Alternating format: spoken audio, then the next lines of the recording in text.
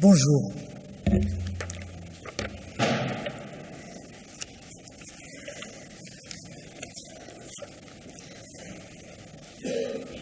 Comment trouver les mots pour parler d'elle? Maudit cette femme lumineuse, si belle, et je trouve que sa beauté n'a cessé de grandir. Je la trouve de plus en plus belle. Et elle nous réunit ici, en ce lieu dont Madame Hidalgo vient de le rappeler, qui a été un point de départ formidable pour Femmes pour le dire, Femmes pour agir, le fameux forum de femmes handicapées citoyennes. Nous étions nombreuses à y être, et je garde un souvenir absolument formidable de ce moment, qui montrait que les efforts antérieurs, dont on vient de rappeler qu'ils avaient commencé, Boulevard Brune, etc., étaient en train de mobiliser, en train de rendre public, en quelque sorte, tout ce qu'elle portait en elle. Bien sûr, je voudrais saluer Alain. Il est là, et son film, le film de tout à l'heure, est bouleversant, magnifique. Je voudrais saluer ses enfants, qui ont parlé aussi magnifiquement. Et puis je voudrais rappeler quelques grandes voix qui nous ont quittés et que Maudit aimait beaucoup. Benoît de Groult, par exemple, qui ne manquait pas une réunion de Femmes pour le dire, Femmes pour agir dans les manifestations organisées. Françoise Héritier, qui est morte il y a quelques mois, en 2017, et que Maudit aimait beaucoup. La pensée de Françoise Héritier est quelque chose qui a beaucoup compté pour Maudit, et à une des toutes dernières manifestations qui avait lieu rue Violet, en l'honneur de Françoise Héritier, à l'initiative de Femmes pour le dire, Femmes pour agir, il y avait un message de Maudit depuis l'hôpital. Donc c'est vraiment une des dernières voix que nous ayons entendues, et c'était toujours pour cette solidarité autour de la réflexion des femmes. Je voudrais aussi, parce qu'elle me l'a demandé, transmettre les pensées de Yvonne Kibieler, qui est notre grande collègue historienne à Aix, et qui m'a envoyé un message en disant « Maudit était une apôtre ». Je ne sais pas si ce qualificatif lui convient, mais l'apôtre, enfin, celle qui parle et celle qui porte aussi une lumière. Alors, ce que je vais dire est d'une grande banalité, mais il vient du cœur et il nous aidera à toujours refaire un peu ce parcours où nous ne cessons de découvrir des choses. D'abord, un bref rappel chrono-biographique qui n'apprendra évidemment rien à personne, mais suivre un itinéraire, c'est toujours quelque chose d'éclairant. Alors, 1940, elle est née par hasard, dit-elle, à Malte, où ses parents étaient en déplacement, et dans une très belle interview qu'elle a donnée à la Fondation des femmes, je crois, elle dit « Je venais d'un milieu de petits bourgeois viticoles du Midi ». Bon, il y a beaucoup d'humour dans cette phrase. Et très tôt, elle a perdu la vue, très tôt. Et elle raconte dans le même entretien que sa famille l'a très mal supportée. Et du coup, elle s'est sentie comme exclue. Souffrance, très tôt, très jeune, qu'elle a connue de manière vraiment brutale, à un âge où on découvre la vie, et elle en était privée. Et elle raconte aussi qu'à partir de là, elle s'est sentie formidablement autonome. Cette exclusion, elle en a fait son levier pour aller plus loin. Et tout ça, évidemment, très très jeune. Alors les études, on les a rappelées tout à l'heure. La médecine, c'est ce qu'elle voulait. C'était impossible. C'était pas possible. Peut-être que ça le serait davantage maintenant. Je n'en sais rien. A-t-on fait des progrès pour accompagner des étudiants en médecine? C'est quand même pas commode, c'est vrai. Elle a fait son diplôme d'état d'infirmière. Et puis, elle a fait son fameux DEA de psychologie, qui a été très important pour elle, et à la fois psychologue et kinésithérapeute. Et puis la psychanalyse, mais Alain a rappelé la formidable rencontre avec Jacques Lacan.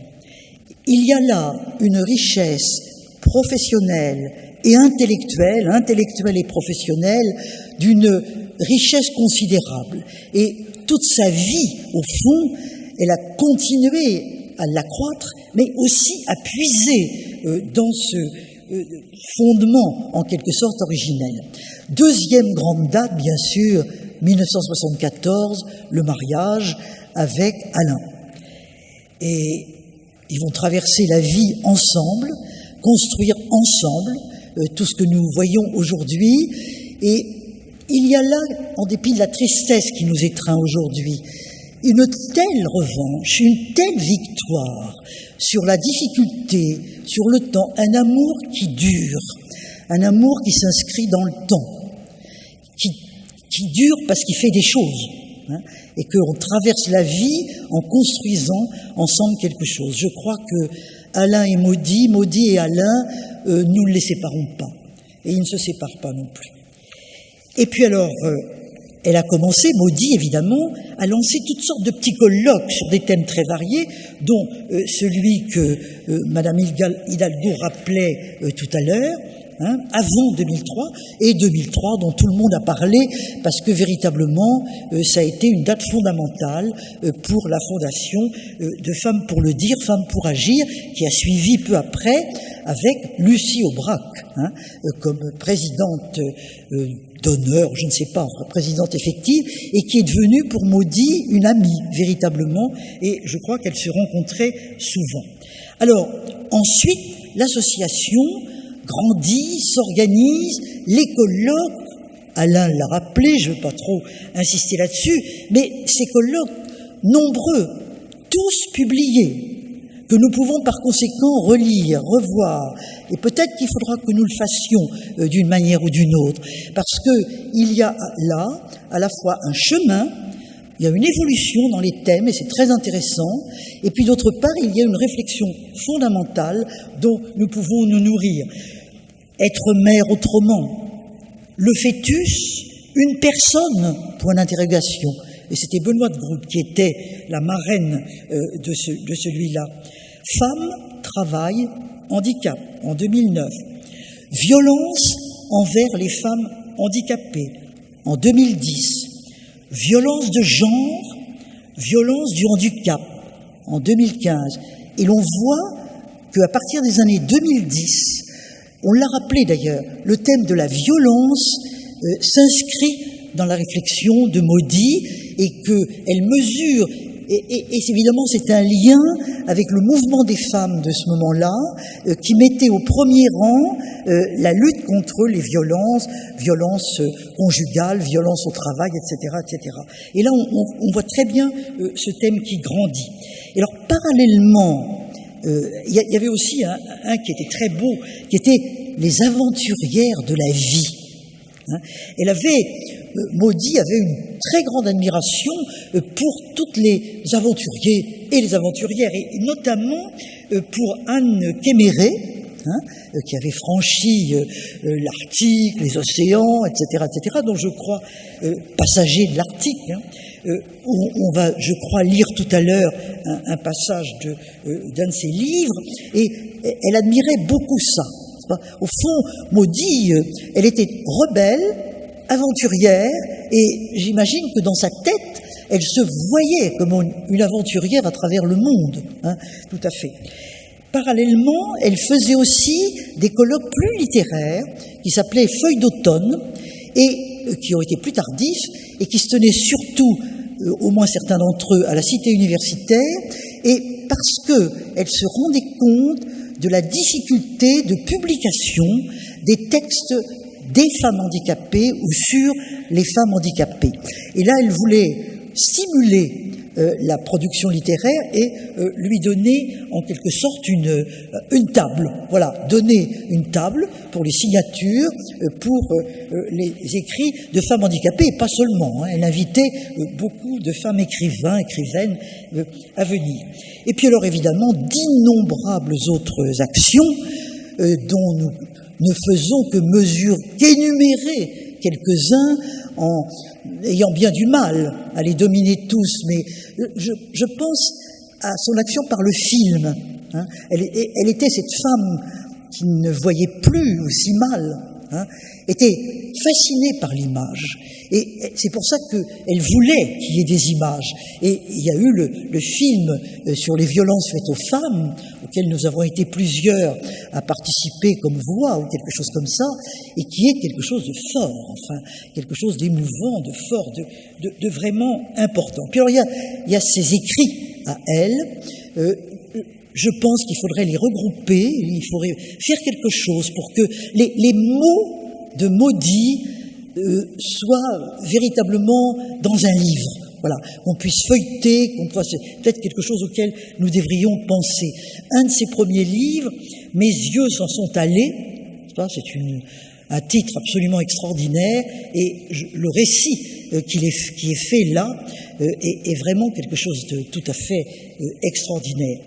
Alors, en quelques mots, pour ne pas être trop long surtout, qu'est-ce qui caractérise, c'est bien ambitieux, à la fois la réflexion et l'action de cette rebelle? D'abord, je pense à un refus de la victimisation. On l'a vu dans le film, elle-même. Elle ne voulait pas être une victime. Elle voulait faire de son handicap un tremplin pour conquérir quelque chose et pour affirmer quelque chose. Et ça, c'était pour elle, mais c'était aussi pour toutes les femmes handicapées. Autrement dit, de l'être, elle faisait un devenir. Vraiment un devenir très, très beauvoirienne, d'une certaine manière. On devient, on ne naît pas, on devient. On est peut-être handicapé, mais on devient absolument autre chose. Donc ça, je crois que c'est très très important. Et il y a cette phrase merveilleuse d'elle encore. On peut perdre la vue, on ne perd jamais le regard. C'est pas ça me paraît d'une profondeur extrême. On peut perdre la vue, on ne perd jamais le regard. C'est-à-dire cette capacité à voir le monde. Le monde, c'est pas seulement, justement, des images matérielles, c'est toutes sortes de choses qu'on sent, qu'on perçoit, qu'on entend, etc., etc. Et la vision du monde que l'on a, c'est ce regard intérieur et ce regard sur les autres qui nous permet de l'avoir. Alors, deux autres caractéristiques, j'énumère pas, ce qu'elle voulait aussi, c'était rendre visible. On l'a dit déjà, rendre visible, entendre la parole des femmes handicapées, les sortir de l'ombre où elles sont, comme toutes les femmes, mais encore plus, évidemment, encore plus, parce que d'abord elles-mêmes, elles se mettent dans l'ombre, elles ont souvent des complexes, elles n'osent pas s'affirmer, c'est difficile, et donc on ne les voit pas. Les rendre visibles, les rendre à la lumière et à la parole, je crois que c'était véritablement quelque chose d'extrêmement important, les faire entendre.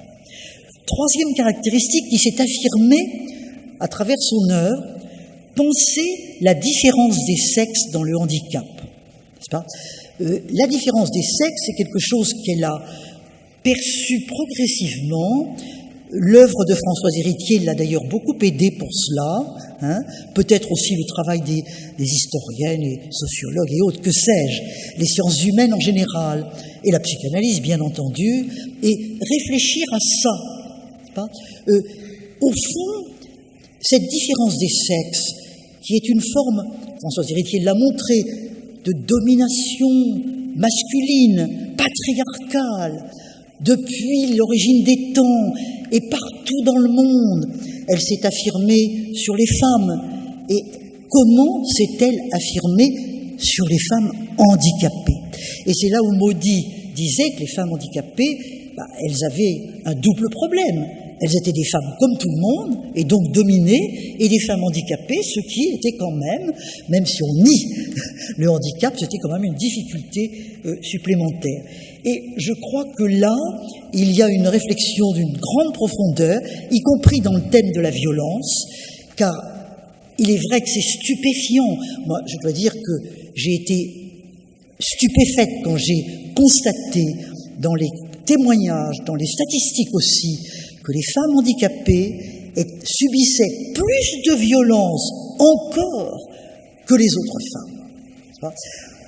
C'est quelque chose qui est difficile à concevoir parce que on a une empathie, du moins on suppose que les gens devraient avoir une empathie pour les femmes handicapées. Eh bien, sans doute, mais il y a aussi ce surcroît de violence qui rend vraiment ce thème de la violence quelque chose de tremblant, en quelque sorte, et auquel, évidemment, il faut beaucoup réfléchir. Et évidemment, le dernier sujet, c'est les droits. Elle s'est beaucoup battue pour les droits des femmes handicapées, avec une ténacité, une énergie absolument incroyable, et qui force l'admiration, à la fois énergie et intelligence, c'est pas les deux. L'énergie, l'intelligence, le cœur et l'imagination. Quelle femme maudite. Alors, comment vivre sans elle? Comment allons-nous faire? Elle nous lègue quelque chose qu'elle voudrait certainement voir continuer, mais comment faire? Nous allons toutes et toutes avoir beaucoup de difficultés. Il faudra garder des traces. Attention aux archives, attention à conserver les traces personnelles de Maudit, ses archives personnelles, les archives de l'association. En tant qu'historienne, je sais que s'il n'y a pas de traces, il ne pourra pas y avoir d'histoire. Les traces sont le préalable, la nécessité absolue pour qu'il y ait un jour une histoire. Réfléchissons à ce problème des archives de Maudit, des traces de Maudit, et bien entendu, je sais que Alain est un combattant pour ça, il le sera bien entendu. Mais il faut que nous soyons là, ici, bien sûr. Deuxième moyen, écrire, car il n'y a rien sans écriture. Ce qui n'est pas écrit n'existe pas, là aussi. Il y a une forme de naissance à la vie qui est une naissance par l'écriture et par l'histoire. Alors écrire l'histoire de Maudit, l'histoire de l'association et plus largement ce qu'elle voulait elle-même, l'histoire des femmes handicapées. À la fois leur histoire collective et globale, à rechercher partout, dans les archives, dans la littérature, dans l'histoire, et puis dans leur vie actuelle. Femmes handicapées, pensez à votre histoire, écrivez votre histoire, dites-la, ne laissez pas mourir votre vie. Elle est là, et Maudit vous a montré un peu le sillon. Eh bien, je crois qu'il faut poursuivre. Et il y a beaucoup d'enquêtes à mener, à la fois externes et internes, sur les femmes handicapées aujourd'hui. Et bien entendu, transmettre tout cela, transmettre par nous-mêmes notre amitié, notre amour pour elles, tout ce que nous pouvons dire et faire, transmettre par l'association, et la vie de cette association qui nous est un petit peu confiée à nous tous et à nous toutes va être évidemment quelque chose de crucial. Et il est très important de faire appel aux jeunes, parce que quelque amour que nous ayons pour Maudit, nous sommes un certain nombre à savoir que nous sommes au bout du chemin. Et par conséquent, c'est pas nous, longtemps, qui pourrons continuer à dire notre respect, notre amour pour elle. Il faut des plus jeunes qui reprennent le flambeau. Mais voilà, tout ce que je voulais dire tout simplement, et dire à Maudit, ô Maudit, combien nous vous avons aimé, combien nous t'avons aimé, et combien aujourd'hui nous t'aimons toujours.